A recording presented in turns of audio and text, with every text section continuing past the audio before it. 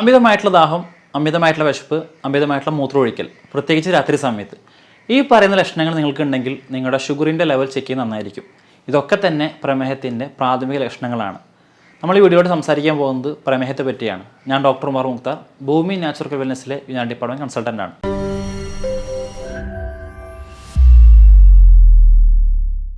പ്രമേഹം അഥവാ diabetes mellitus എന്ന് പറയുന്ന മലയാളികൾ ഷുഗർ എന്ന് വിളിക്കുന്ന അസുഖം ഇതെന്താണ്?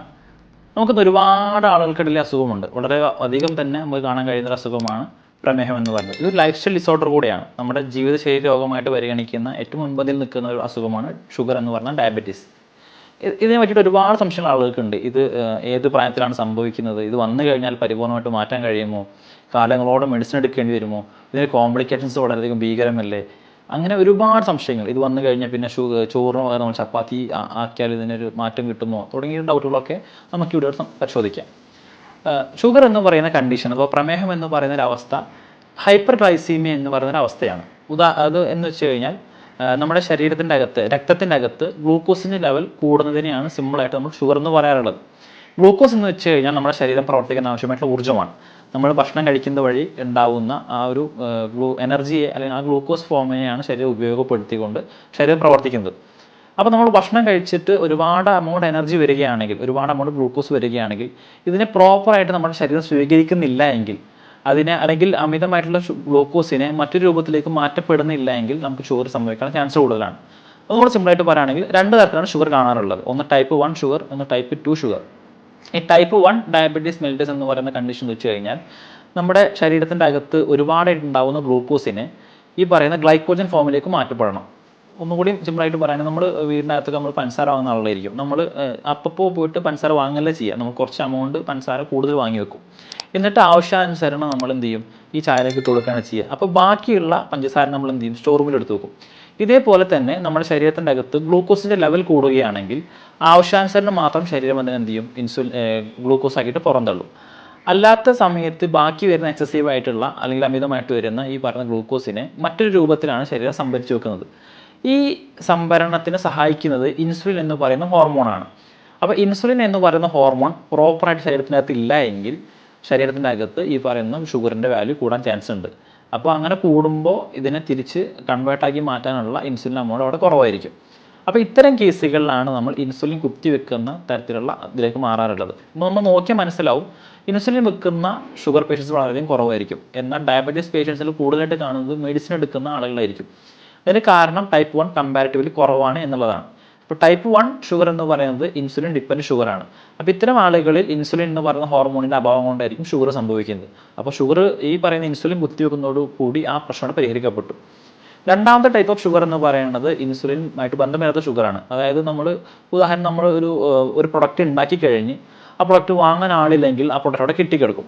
ഇതേപോലെ തന്നെ നമ്മുടെ ശരീരത്തിൻ്റെ അകത്ത് ഗ്ലൂക്കോസ് ഉണ്ടാക്കി കഴിഞ്ഞാൽ ആ ഗ്ലൂക്കോസിനെ സ്വീകരിക്കാൻ അവിടുത്തെ പോഷകങ്ങൾ തയ്യാറല്ല എങ്കിൽ അത്തരം കണ്ടീഷൻസ് സംഭവിക്കുന്ന ഷുഗറാണ് ടൈപ്പ് 2 എന്ന് പറയുന്ന ഡയബറ്റീസ് മെലിറ്റസ്. ഇതാണ് വളരെയധികം കോമൺ ആയിട്ടുള്ള സംഗതി. ഇത് അവിടെ സ്വീകരിക്കുന്ന കോശങ്ങൾ അഥവാ റിസപ്റ്റർ സെൽസിന് വരുന്ന എന്തെങ്കിലും ഡാമേജ് കൊണ്ടൊക്കെയാണ് ഇത് സംഭവിക്കാറുള്ളത്.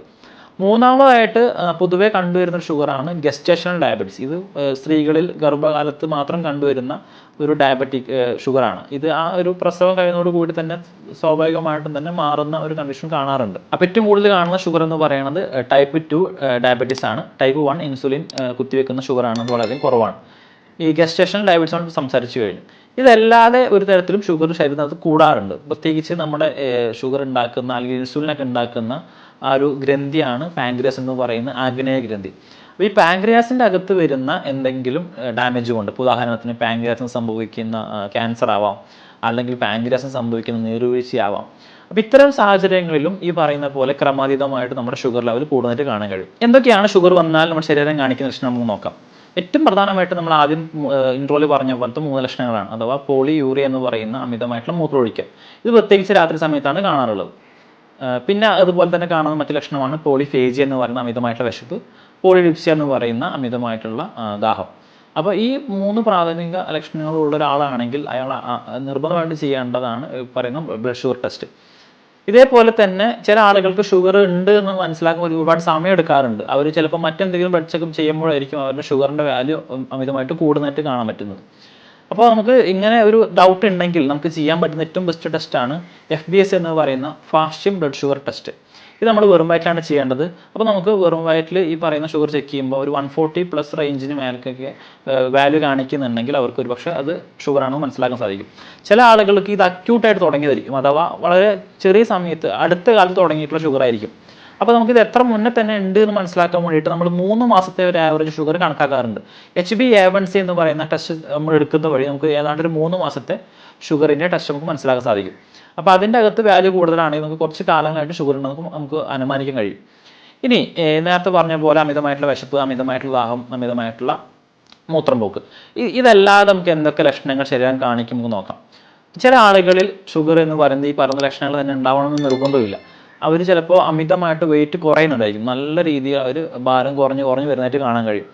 ചില ആളുകൾക്ക് ആവട്ടെ അവർക്ക് കാഴ്ചമങ്ങലായിരിക്കും, അവരുടെ ഒരു വിഷൻ ബ്ലറാവുകയോ അല്ലെങ്കിൽ അതിനൊരു ചെറിയ ഒരു മങ്ങലൊക്കെ സംഭവിക്കുന്ന പോലൊരു പ്രശ്നം സംഭവിക്കാറുണ്ട്. ഇതിനെ നമ്മൾ ഡയബറ്റിക് റെറ്റിനോപ്പതി എന്നാണ് പറയാറുള്ളത്.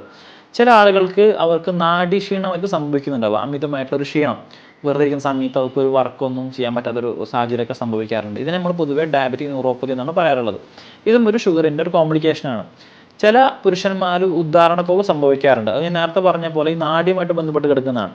അവർക്ക് ഡയബറ്റിക് റെറ്റിനോപ്പതി എന്ന് പറയുന്ന കണ്ടീഷൻ ഉണ്ടെങ്കിൽ അവർക്ക് അവരുടെ ഉദാഹരണത്തിന് സഹായിക്കുന്ന നാഡികൾക്ക് ബലം കുറയുകയും ഇതേപോലെ അതിൻ്റെ ഒരു സൈഡ് എഫക്റ്റ് ആയിട്ട് ഈ പറയുന്ന ഉദാഹരണക്കുറവും കാണാറുണ്ട്. ചില വ്യക്തികളിൽ നോൺ ഹീലിംഗ് അൾസേഴ്സ് ആയിരിക്കും ഇതിൻ്റെ ലക്ഷണമായിട്ട് കാണാറുള്ളത്. അഥവാ ഒരു മുറി ഉണ്ടായിക്കഴിഞ്ഞാൽ അത് ഒരുപാട് സമയം എടുക്കും അത് ഉണങ്ങാൻ വേണ്ടിയിട്ട്. അപ്പോൾ ഇത്തരം കണ്ടീഷൻസിൽ നമുക്ക് അതൊരു പക്ഷേ ഷുഗർ കൊണ്ടാണെന്ന് നമുക്ക് അനുമാനിക്കാൻ പറ്റും. ചില വ്യക്തികൾക്ക് ഉണ്ടാകുന്ന ബുദ്ധിമുട്ട് എന്ന് പറയുന്നത് ഡ്രൈ മൗത്ത് ആണ്, അഥവാ അവരുടെ വായ എപ്പോഴും വരണ്ടിരിക്കും. അവരെപ്പോഴും പറഞ്ഞൊരു പരാതി വായ എപ്പോൾ വരണ്ട് കൊണ്ടാണെന്ന് പറയുന്നൊരു ബുദ്ധിമുട്ട് അവർ പറയാറുണ്ട്. അപ്പോൾ ഡ്രൈ മൗത്ത്, ഇടക്കിടക്ക് വായ വരണ്ട്, ഇടക്കിടക്ക് വെള്ളം കുടിക്കുന്ന ഒരു കണ്ടീഷൻ ഉണ്ടെങ്കിൽ അതിൻ്റെ ബാക്കിയുള്ള റീസൺ ഒരു പക്ഷേ നമുക്ക് ഡയബറ്റീസ് ആണ് മനസ്സിലാക്കാൻ സാധിക്കും. ഇതേപോലെ തന്നെ ഞാൻ നേരത്തെ ഡയബറ്റിക് ന്യൂറോപ്പതി എന്ന് പറഞ്ഞ കണ്ടീഷൻ പറഞ്ഞു, നമ്മുടെ ഷുഗർ വന്നു കഴിഞ്ഞ് നമ്മുടെ നാഡികൾ ക്ഷീണിക്കുന്നത് വഴി ഉണ്ടാകുന്ന ഒരു ബുദ്ധിമുട്ട്. ഇതിൻ്റെ ഒരു സൈഡ് എഫക്റ്റ് ആയിട്ട് കാണുന്ന ഒരു കണ്ടീഷനാണ് നമ്പനെസ് അഥവാ പാരസ്തേഷ്യ എന്ന് പറയുന്ന തരിപ്പ്. കൈകാലുകളിലൊക്കെ അസഹനീയമായിട്ടുള്ള തരിപ്പ്, ഇതൊക്കെ സംഭവിക്കുന്നതും ഷുഗറിൻ്റെ ഒരു പ്രധാനപ്പെട്ട കോംപ്ലിക്കേഷൻ ആയിട്ട് സംഭവിക്കുന്ന ഒരു കാര്യമാണ്. എന്തൊക്കെ കാര്യങ്ങൾ കൊണ്ടാണ് പ്രധാനമായിട്ടും പ്രമേഹം സംഭവിക്കുന്നത് നോക്കാം. പ്രൈമറി റീസൺ ആയിട്ട് പറയുന്നത് പാരമ്പര്യമാണ്, ജെനറ്റിക്സ്. നമ്മുടെ വീട്ടിൽ ആർക്കെങ്കിലും, ഇപ്പോൾ അച്ഛൻ, അമ്മ അല്ലെങ്കിൽ ഗ്രാൻഡ് പാരൻസ് ആർക്കെങ്കിലുമൊക്കെ ഈ പറയുന്ന പോലെ പ്രമേഹം ഉണ്ടെങ്കിൽ അത് മക്കളിലേക്ക് കൈമാറ്റം ചെയ്യപ്പെടാൻ ചാൻസ് കൂടുതലാണ്. അപ്പോൾ നമുക്ക് വീട്ടിൽ ആർക്കെങ്കിലും ഷുഗർ പേഷ്യൻസ് ഉണ്ടെങ്കിൽ അവരുടെ മക്കളും അതുപോലെയുള്ള തലമുറകളും ഡയബറ്റിക് ആവാനുള്ള ചാൻസ് വളരെയധികം കൂടുതലാണ്. പ്രമേഹം വരാനുള്ള മറ്റൊരു റീസൺ ആയിട്ട് പറയുന്നത് ആൽക്കഹോളിസമാണ്. നമ്മൾ അമിതമായിട്ട് മദ്യപിക്കുന്ന ആളാണെങ്കിൽ മദ്യപാനത്തിൻ്റെ ഒരു ദൂഷ്യഫലമായിട്ട് ഈ പറയുന്ന പ്രമേഹം കാണാൻ സാധിക്കും. പ്രമേഹം എന്ന് പറയുന്നത് ഒരു ലൈഫ് സ്റ്റൈൽ ഡിസോർഡറാണ്, അഥവാ ജീവിതശൈലി രോഗമാണെന്ന് നേരത്തെ പറഞ്ഞു കഴിഞ്ഞു. നമ്മുടെ ഭക്ഷണ രീതികൾ കാരണം അല്ലെങ്കിൽ നമ്മൾ ലൈഫ് സ്റ്റൈലിൽ വന്നിട്ടുള്ള ചേഞ്ചസ് കാരണം സംഭവിക്കുന്ന ഒരു കണ്ടീഷൻ കൂടിയാണ് ഷുഗർ. അപ്പോൾ നമ്മൾ കഴിക്കുന്ന ഭക്ഷണത്തിനകത്ത് വളരെയധികം പ്രാധാന്യം വഹിക്കുന്നുണ്ട് അത് ഷുഗറായിട്ട് മാറാനുള്ളത്. ഉദാഹരണത്തിന് പൊതുവെ മലയാളികൾ എന്ന് പറയുന്നത് 3 നേരം അരിഭക്ഷണം കഴിക്കുന്ന ആളുകളാണ്. ഇപ്പോൾ ക്ലിനിക്കിലേക്ക് വരുന്ന പേഷ്യൻസ് ഒക്കെ പറയാറുണ്ട് ഞാൻ ആകെ ഒരു നേരം മാത്രമാണ് ചോറ് കഴിക്കാറുള്ളൂ. പക്ഷെ നമ്മൾ ചോദിക്കുമ്പോൾ രാവിലെ എന്താണ് കഴിച്ചത്, അപ്പോൾ അവർ പറയും ഇഡ്ഡലി, ദോശ, പുട്ട് പോലത്തെ ഭക്ഷണങ്ങളാണ്. ഇതെല്ലാം തന്നെ അരി കൊണ്ട് ഉണ്ടാക്കുന്ന, വൈറ്റ് കൊണ്ട് ഉണ്ടാക്കുന്ന ഫുഡുകളാണ്. അപ്പോൾ ചിലപ്പോൾ അവർ രാത്രി കഴിക്കുന്നത് ചോറായിരിക്കും. അപ്പോൾ ഇത്തരം കാർബോഹൈഡ്രേറ്റ് റിച്ച് ആയിട്ടുള്ള ഫുഡുകൾ കഴിക്കുന്നത് ഈ പറയുന്ന ഷുഗറിൻ്റെ വാല്യൂ കൂട്ടാണ് ഉപകരിക്കാറുള്ളൂ. നമ്മൾ അപ്പോൾ 3 നേരം അരിഭക്ഷണം കഴിക്കുന്ന ആളുകൾക്ക് ഷുഗർ എന്ന് പറയുന്ന അസുഖം വരാനുള്ള ചാൻസ് വളരെയധികം കൂടുതലാണ്. ഇതേപോലെ നേരത്തെ പറഞ്ഞ പോലെ പാൻക്രിയാസിൻ്റെ അകത്ത് വരുന്ന വല്ല ഇൻഫ്ലമേഷൻസ് കൊണ്ട്, നീരുവീഴ്ച കൊണ്ടോ അല്ലെങ്കിൽ പാൻക്രിയാസിന് വരുന്ന എന്തെങ്കിലും ക്യാൻസർ ഗ്രോത്ത് പോലത്തെ കണ്ടീഷൻസ് കൊണ്ടൊക്കെ ഇതേപോലെയുള്ള ഷുഗറിൻ്റെ വാല്യൂ കൂടുതലായിട്ട് കാണാറുണ്ട്. ചില ആളുകൾക്ക് അമിതമായിട്ടുള്ള പൊണ്ണത്തടി, ഒബിസിറ്റി കാരണമായിരിക്കും ഈ പറഞ്ഞ ഡയബറ്റീസ് കാണാനുള്ള ഒരു ചാൻസ് എന്ന് പറയുന്നത്. അപ്പോൾ നമ്മൾ പ്രധാനമായിട്ട് ഷുഗർ വരാനുള്ള കാരണങ്ങൾ പറഞ്ഞു കഴിഞ്ഞു. ഈ പറയുന്ന പാൻക്രിയാസ് വരുന്ന പ്രശ്നങ്ങൾ കൊണ്ടോ അല്ലെങ്കിൽ നമ്മൾ പാരമ്പര്യം കൊണ്ടൊക്കെയാണ് ഷുഗർ കാണാറുള്ളത്. അല്ലെങ്കിൽ ഓട്ടോ ഇമ്മ്യൂൺ കണ്ടീഷൻ എടുത്ത് കാണാറുണ്ട്. ഓട്ടോ ഇമ്മ്യൂൺ കണ്ടീഷൻ എന്ന് വെച്ച് കഴിഞ്ഞാൽ നമ്മുടെ ശരീരം നമുക്കെതിരെ തന്നെ തിരിയുന്ന ഒരു അവസ്ഥയാണ്. ഇത് ടൈപ്പ് 1 ഡയബറ്റീസ് ആണ് കൂടുതലായിട്ട് കാണാറുള്ളത്. കാരണം നമ്മുടെ ഇൻസുലിൻ്റെ കുറവ് കൊണ്ടാണ് ടൈപ്പ് 1 ഷുഗർ സംഭവിക്കാൻ പറഞ്ഞു കഴിഞ്ഞു.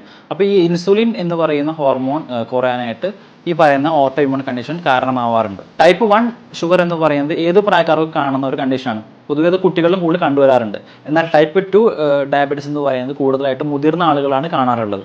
ഇതിന് പ്രധാനപ്പെട്ട വ്യത്യാസം എന്ന് പറയുന്നത് ഈ പറഞ്ഞ പോലെ തന്നെ ഒന്ന് ഇൻസുലിനുമായിട്ട് ബന്ധപ്പെട്ട് കിടക്കുന്നതാണ്, മറ്റൊന്ന് റിസപ്റ്റർ സെല്ലുമായിട്ട് ബന്ധപ്പെട്ട് കിടക്കുന്നതാണ്.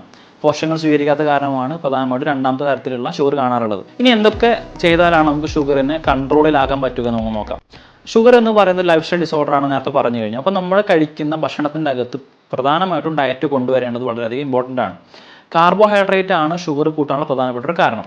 നമ്മൾ കഴിക്കുന്ന അരി ഭക്ഷണം ഇതിനകത്തുള്ളത് കൂടുതലായിട്ട് സ്റ്റാർച്ചാണ്. അല്ലെങ്കിൽ നമ്മൾ കഴിക്കുന്ന ഉരുളൻകിഴങ്ങൊക്കെ കൂടുതലായിട്ട് സ്റ്റാർച്ചാണ്. അപ്പോൾ ഈ സ്റ്റാർച്ച് എന്ന് പറയുന്നത് ഗ്ലൂക്കോസിൻ്റെ മറ്റൊരു ഫോമാണ്. അപ്പോൾ നമ്മൾ ഒരുപാട് കാർബോഹൈഡ്രേറ്റ് കഴിക്കുകയാണെങ്കിൽ ഈ പറയുന്ന പോലെ നമ്മുടെ അകത്ത് ഷുഗറിൻ്റെ വാല്യൂ കൂടാനുള്ള ചാൻസ് കൂടുതലാണ്. പ്രധാനമായിട്ടും നമ്മൾ ഒഴിവാക്കേണ്ടത് കാർബോഹൈഡ്രേറ്റ് എന്ന് പറഞ്ഞു കഴിഞ്ഞാൽ, അപ്പോൾ ഇതിന് പകരം ഹൈ ഫൈബർ കണ്ടന്റ് ആയിട്ടുള്ള ഫുഡുകൾ കൊണ്ടുവരും. ഉദാഹരണത്തിന് മില്ലറ്റ്സ്, നമ്മൾ ചെറുധാന്യങ്ങളെന്ന് പറയപ്പെടുന്ന റാഗി, മണിച്ചോളം, ചാമ അല്ലെങ്കിൽ തീന തുടങ്ങിയിട്ടുള്ള മില്ലറ്റ്സ് എന്ന് പറയുന്ന ഒരു കൂട്ടം ചെറുധാന്യങ്ങൾ. അപ്പോൾ ഈ പറയുന്ന മില്ലറ്റ്സിൻ്റെ അകത്ത് കമ്പാരിറ്റീവ്ലി അരി ഭക്ഷണത്തേക്കാൾ കൂടുതൽ ന്യൂട്രീഷൻസ് കാണാൻ കഴിയും. ഇപ്പോൾ ഉദാഹരണത്തിന് അരി ഭക്ഷണത്തിൻ്റെ അകത്ത് കൂടുതലുള്ളത് കാർബോഹൈഡ്രേറ്റ് ആണെങ്കിൽ മില്ലറ്റ്സിൻ്റെ അകത്ത്, ചെറുധാന്യങ്ങളുടെ അകത്ത് ഫോസ്ഫറസ്, പൊട്ടാസ്യം, സിങ്ക്, അതുപോലത്തെ ഹൈ ഫൈബർ അല്ലെങ്കിൽ ഇരുമ്പിൻ്റെ അയൺ കണ്ടന്റ് ഇതൊക്കെ വളരെയധികം കൂടുതലാണ്. അപ്പോൾ നമ്മൾ ഇപ്പോൾ അരി കൊണ്ട് 2 ദോശ കഴിക്കുന്നതിനേക്കാൾ എത്രയോ മടങ്ങ് ബെനിഫിറ്റാണ് നമ്മൾ ഈ പറയുന്ന മില്ലറ്റ്സ് കൊണ്ട് ദോശ ഉണ്ടാക്കി കഴിക്കുന്നത്. നമുക്ക് ഈ പറയുന്ന റാഗി, അതുപോലെയുള്ള കമ്പം, അതുപോലെ മണിച്ചോളം തുടങ്ങിയിട്ടുള്ള ബാച്ചറ ജോവർ എന്നൊക്കെ നമ്മൾ ഇംഗ്ലീഷിൽ പറയും. ഈ പറയുന്ന മില്ലറ്റ്സ് കൊണ്ട് നമുക്ക് എന്ത് ചെയ്യാം, നമ്മുടെ ബ്രേക്ക്ഫാസ്റ്റ് നമുക്ക് റീപ്ലേസ് ചെയ്യാൻ പറ്റും. നമ്മൾ പിന്നെ അതുപോലെ നമ്മൾ പൊതുവേ നമ്മൾ ഉച്ചയ്ക്ക് ഒരു നേരം നിർബന്ധമായിട്ടും അരി ഭക്ഷണം കഴിക്കുന്ന ആളുകളാണ് മലയാളികൾ. അപ്പോൾ നമുക്ക് ഈ പറയുന്ന ചോറിൻ്റെ അമൗണ്ട് കുറക്കാൻ സാധിച്ചു കഴിഞ്ഞാൽ നമുക്ക് അതുവഴി നമുക്ക് ഷുഗറിൻ്റെ അമൗണ്ട് വളരെയധികം കൺട്രോൾ നിർത്താൻ പറ്റും. അപ്പോൾ നമ്മൾ ഏറ്റവും പ്രധാനം ശ്രദ്ധിക്കേണ്ട സംഗതി എന്ന് പറഞ്ഞാൽ, നമ്മൾ ചോറ് എടുത്തു കഴിഞ്ഞാൽ അപ്പോൾ നമ്മളൊരു പ്ലേറ്റിൻ്റെ അകത്ത് പകുതി വെജിറ്റബിൾസ് കൊണ്ടുവരിക. നമ്മൾ പച്ചക്ക് കഴിക്കുന്ന അല്ലെങ്കിൽ വേവിച്ച് കഴിക്കുന്ന ബ്രക്കോളി, അതുപോലെയുള്ള ലെറ്റ്യൂസ് പോലത്തെ അല്ലെങ്കിൽ നമ്മൾ സാലഡ്, നമ്മുടെ പകുതി സ്പിനാച്ച്, ചീര തുടങ്ങിയിട്ടുള്ള നമുക്ക് കഴിക്കാൻ പറ്റുന്ന പച്ചക്കറികൾ കഴിക്കുന്ന പ്ലേറ്റിൻ്റെ പകുതി പച്ചക്കറി ആക്കുക. അതേപോലെ ബാക്കി പകുതിയുടെ പകുതി, അതായത് 1/4 ഭാഗം ചോറാക്കുക. ബാക്കി 1/4 ഭാഗത്ത് നമുക്ക് നട്ട്സോ അല്ലെങ്കിൽ ഫ്രൂട്ട്സോ തുടങ്ങിയിട്ടുള്ള ഒരു ഡയറ്റ് പ്ലാൻ കൊണ്ടുവരികയാണെങ്കിൽ നമുക്ക് വളരെയധികം ബെനിഫിഷ്യലായിട്ട് കൃത്യം 1 മാസം കൊണ്ടൊക്കെ തന്നെ നമുക്ക് നല്ല രീതിയിലുള്ള മാറ്റം കാണാൻ സാധിക്കും. അപ്പോൾ ഫ്രൂട്ട്സ് എന്ന് പറഞ്ഞപ്പോൾ ആളുകൾ ഡൗട്ട് ഉണ്ടെങ്കിൽ എന്ത് തരം ഫ്രൂട്ട്സാണ് കഴിക്കാൻ പറ്റുള്ളത്. ഹൈ ഷുഗർ കണ്ടന്റ് ഉള്ള പൈനാപ്പിൾ, അതുപോലെ ഈത്തപ്പഴം തുടങ്ങിയിട്ടുള്ള ഷുഗറുകൾ ഒഴിവാക്കുകയാണ് നല്ലത്. നമുക്കതിന് പകരം ആപ്പിൾ, സബർജില്ല, അതുപോലെയുള്ള പേരക്ക തുടങ്ങിയിട്ടുള്ള വളരെ ലെസ് അമൗണ്ട് ആയിട്ടുള്ള ഫ്രൂട്ടുകൾ ഉപയോഗിക്കുന്നത് നമുക്ക് ഉപകാരം ചെയ്യും. ഇതേപോലെ നമ്മൾ ചെയ്യുന്ന ഒരു കാര്യമാണ് അരി ഭക്ഷണം നിർത്തി നമ്മൾ രാത്രി ചപ്പാത്തിയിലേക്ക് മാറുക. ഇതിന് പ്രധാനപ്പെട്ട വ്യത്യാസം എന്ന് വെച്ച് കഴിഞ്ഞാൽ, ചപ്പാത്തി എന്ന് കുറച്ച് കഴിച്ചാൽ തന്നെ നമുക്ക് വയറ് നിറഞ്ഞൊരു ഫീൽ ഉണ്ടാവാറുണ്ട്. ശരിക്കും ചപ്പാത്തിയും ഈ പറയുന്ന അരി ഭക്ഷണവും പ്രത്യക്ഷത്തിൽ ഒന്നാണ്. രണ്ടിനകത്തുള്ളത് കാർബോഹൈഡ്രേറ്റ് ആണ്. നമ്മളൊരു കഷ്ണം ചപ്പാത്തി വെറുതെ ചവച്ച് നോക്കി നമുക്ക് അതിനകത്ത് മധുരം ഫീൽ ചെയ്യും. അപ്പോൾ നമ്മൾ ഒരു ഗുണം എന്ന് വെച്ച് കഴിഞ്ഞാൽ, നമ്മൾ ഒരുപാട് ചോറ് തിന്നുന്നതിൻ്റെ ആ ഒരു അമൗണ്ട് കമ്പയർ ചെയ്യുകയാണെങ്കിൽ ചപ്പാത്തി വളരെ കുറച്ച് മതി. 2-3 ചപ്പാത്തി കഴിക്കുമ്പോൾ തന്നെ നമുക്ക് വയറ് ഫില്ലാവും. ആ ഒരു റേഷ്യോയിൽ നമ്മൾ ചോറ് എടുക്കുകയാണെങ്കിൽ ഒരുപാട് ചോറ് കഴിക്കേണ്ടി വരും, നമുക്ക് ആ ഒരു രീതിയിലേക്കുള്ള സംതൃപ്തി കിട്ടാൻ വേണ്ടി.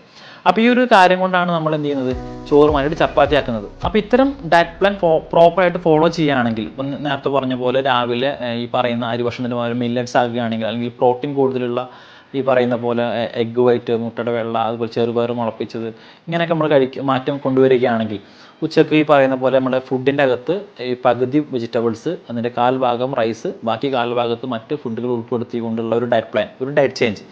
രാത്രി ഇതേപോലെ നമുക്ക് ചോറിന് പകരം ചപ്പാത്തി ഉപയോഗിക്കാം. അപ്പോൾ നമ്മൾ ഇങ്ങനെ ചെയ്യുന്നത് വഴി നമുക്ക് വലിയ രീതിയിലുള്ള മാറ്റം കാണാൻ കഴിയും.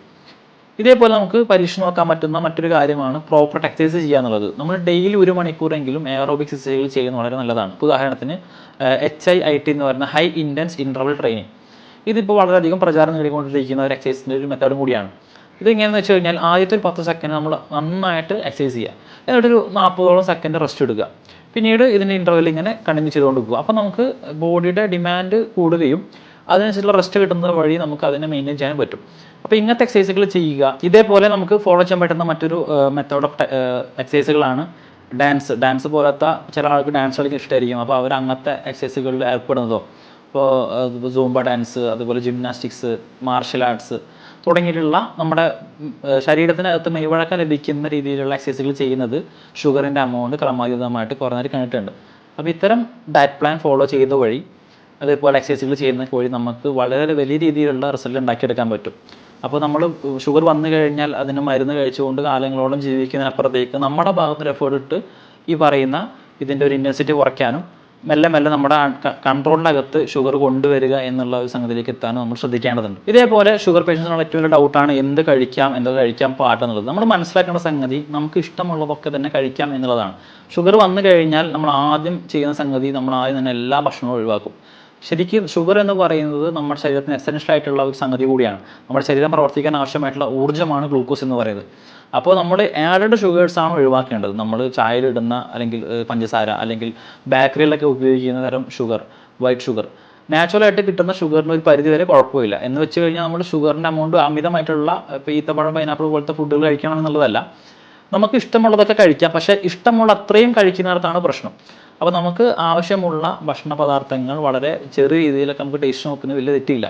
അപ്പോൾ പ്രോപ്പറായിട്ട് ഡയറ്റ് ഫോളോ ചെയ്യുന്നത് വഴി, ലോ കലോറി ആയിട്ടുള്ള ഹൈ ഫൈബർ ആയിട്ടുള്ള ഫുഡുകൾ എടുക്കുന്നത് വഴി, കൃത്യമായിട്ട് എക്സസൈസ് ചെയ്യുന്ന വഴിയൊക്കെ നമുക്ക് ഷുഗറിനെ നമുക്ക് പരിധിയിലൊക്കെ ആക്കാൻ കഴിയും. അപ്പോൾ ഇത്രയും കാര്യങ്ങൾ നമ്മൾ ഓർമ്മയിൽ വെക്കുകയാണെങ്കിൽ, ഉദാഹരണത്തിന് കൃത്യമായിട്ട് ഡയറ്റ് ഫോളോ ചെയ്യുകയാണ്, കൃത്യമായിട്ട് എക്സസൈസ് ചെയ്യുകയാണെങ്കിൽ, കലോറി കുറഞ്ഞ ഫൈബർ കണ്ടന്റ് കൂടിയിട്ടുള്ള ഭക്ഷണങ്ങൾ നമ്മൾ അതിലേക്ക് മാറുകയാണെങ്കിൽ, നമ്മളിപ്പോൾ നേരത്തെ പറഞ്ഞ പോലെ തന്നെ ബ്രേക്ക്ഫാസ്റ്റിൻ്റെ പാറ്റേണൊക്കെ ഒന്ന് ചേഞ്ച് ചെയ്ത് നമ്മുടെ ഭക്ഷണ രീതികളൊക്കെ ഒന്ന് മാറ്റി നമ്മളൊന്ന് എനർജറ്റിക് ആവുകയാണെങ്കിൽ നമ്മുടെ കൺട്രോൾ വരുത്താൻ കഴിയുന്ന ഒരു അസുഖമാണ് ഈ പറയുന്ന പ്രമേഹം എന്ന് പറയുന്നത്. അതിന് കാലാകാലം മരുന്ന് കഴിച്ച് നമ്മൾ പ്രശ്നം അടിക്കേണ്ട ആവശ്യമില്ല.